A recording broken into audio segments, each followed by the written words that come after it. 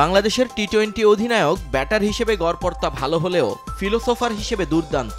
অন্তত সংবাদ মাধ্যমে বিভিন্ন সময় তার দেয়া সাক্ষাৎকারগুলো দেখলে সেটা বোঝা যায়। উইলো হাতে তার ব্যাটিং অনেকের কাছে মোনালিসার রহস্যময় হাসির মতো, যেটা আছে সবাই জানে কিন্তু চোখে বোঝা যায় না সব সময়। বোঝার জন্য প্রয়োজন অন্তর্নিহিত দৃষ্টি।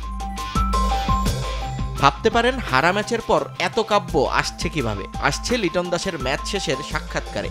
অধিনায়কের দাবি এই হার জীবনেরই অংশ, তাই খুব বেশি হতাশ নন তিনি, বরং কৃতিত্ব দিতে চান ভালো খেলা প্রতিপক্ষকে। যদিও লিটন এটা ভুলে গেছেন, এই হার এখন আর বাংলাদেশ ক্রিকেটের ক্ষুদ্র কোনো অংশ নয়, একমাত্র অংশ। বরং জয় পেলেই সেটা অবাক করা ঘটনা এখন দেশের ক্রিকেটে। আমরা সব ম্যাচ জয়ের জন্য এখানে এসেছিলাম, কিন্তু আমরা ভালো খেলিনি। এই হার জীবনেরই অংশ।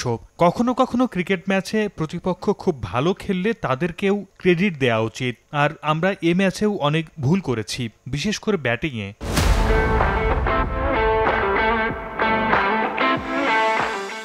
বাংলাদেশের পেস ইউনিট বিশ্বসেরা, এই গল্পটা দেশের ক্রিকেটে চলমান বেশ অনেক দিন ধরেই। কিন্তু মোস্তাফিজ তাসকিনকে বাদ দিলে এর যা চেহারা দাঁড়ায় তা যে কতটা ভয়াবহ সেটা এবার চোখে আঙুল দিয়ে দেখিয়ে দিল আরব আমিরাত। কিন্তু অধিনায়ক বাজিয়ে চলেছেন সেই পুরানো ভাঙা রেকর্ড।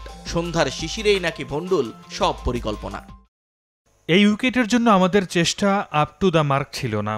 আমরা প্রতিটি ম্যাচেই পরে বল করেছি, যা একটা বড় সমস্যা হয়েছে এখানে। আমার মনে হয়েছে শিশির একটা বড় কারণ বোলারদের ভালো না করার পেছনে।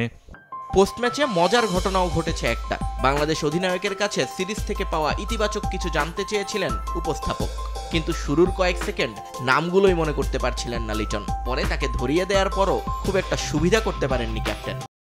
ইমন, তামিম, হৃদয়, জাকির যেভাবে ব্যাট করেছে সেটা আমাদের জন্য ইতিবাচক। মাঝের দিকে কয়েকজন বোলারও দুর্দান্ত কামব্যাক করেছিল, তবে এ কোনো কিছুই যথেষ্ট হয়নি। তাই আমাদের স্কিল নিয়ে আরও কাজ করতে হবে এবং মাঠে সেটা প্রয়োগ করা জানতে হবে।